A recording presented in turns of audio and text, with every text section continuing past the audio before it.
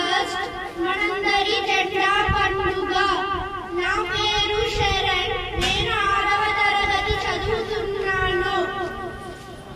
మనకు స్వాతంత్రం 1947 ఆగస్ట్ 15న లభించింది. మన స్వాతంత్రం కోసం ఎంతో మంది గొప్ప వీరులు తమ ప్రాణాలు అర్పించారు. వారిలో నేనొకరి గురించి చెప్తాను. అతని పేరు అల్లూరి సీతారామరాజు గారు. ఆయన ఎంతో గొప్పవారు. ఆయన 1897 జూలై 4వ తేదీన జన్మించారు. రామరాజు గారిని మాన్యం వీరుడు అని పిలుస్తారు.